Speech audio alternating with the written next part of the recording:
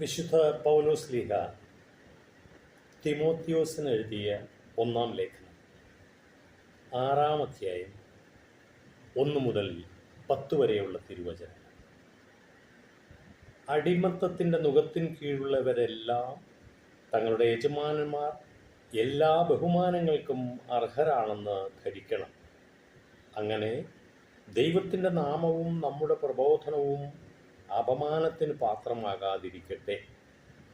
യജമാനന്മാർ വിശ്വാസികളാണെങ്കിൽ അവർ സഹോദരന്മാരാണല്ലോ എന്ന് കരുതി അടിമകൾ അവരെ ബഹുമാനിക്കാൻ ശ്രദ്ധിക്കണം.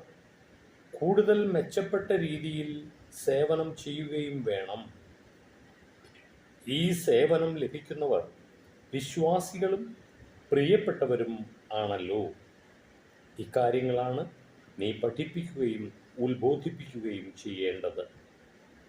ആരെങ്കിലും ഇതിൽ നിന്ന് വ്യത്യസ്തമായി പഠിപ്പിക്കുകയോ നമ്മുടെ കർത്താവായ യേശുക്രിസ്തുവിൻ്റെ യഥാർത്ഥ വചനങ്ങളോടും ദൈവഭക്തിക്ക് ചേർന്ന പ്രബോധനങ്ങളോടും യോജിക്കാതിരിക്കുകയോ ചെയ്താൽ അവൻ അഹങ്കാരിയും അജ്ഞനുമാണ്.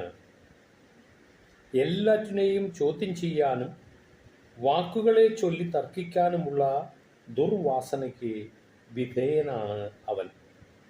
ഇതിൽ നിന്ന് അസൂയയും വഴക്കും അപവാദവും ദുസ്സംശയങ്ങളും ഉണ്ടാകുന്നു. ദുഷിച്ച മനസ്സുള്ളവരും സത്യബോധമില്ലാത്തവരും ദൈവഭക്തി ധനലാഭത്തിനുള്ള മാർഗമാണെന്ന് കരുതുന്നവരുമായ മനുഷ്യർ തമ്മിലുള്ള തുടർച്ചയായ വാദകോലാഹലങ്ങളും ഇതിൻ്റെ ഫലമത്രേ. ഉള്ളതുകൊണ്ട് തൃപ്തിപ്പെടുന്നവന് ദൈവഭക്തി വലിയൊരു നേട്ടമാണ്. കാരണം നാം ഈ ലോകത്തിലേക്ക് ഒന്നും കൊണ്ടുവന്നില്ല.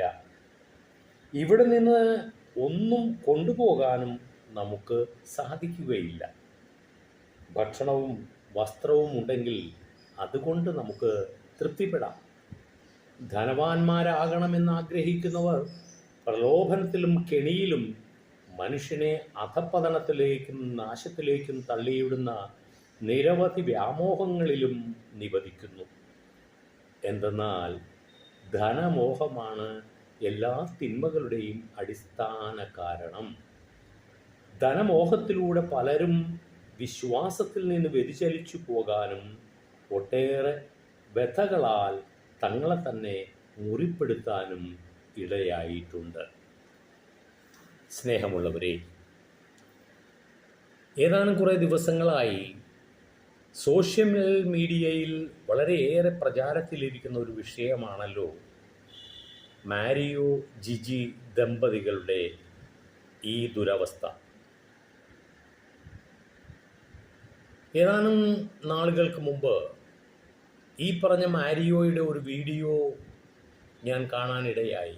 അതിൽ അദ്ദേഹം പറഞ്ഞിരിക്കുന്നത്, ഇനി സുവിശേഷ പ്രഘോഷണം എന്ന പരിപാടി ഞാൻ നിർത്തുകയാണ്, മറിച്ച് പാവപ്പെട്ടവർക്ക്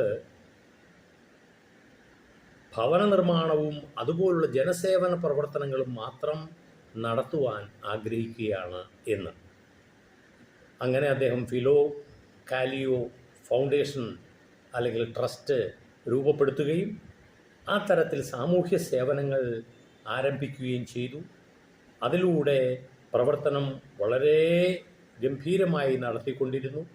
പണം ധാരാളമായി വിവിധ രാജ്യങ്ങളിൽ നിന്നും ഒഴുകിക്കൊണ്ടിരുന്നു.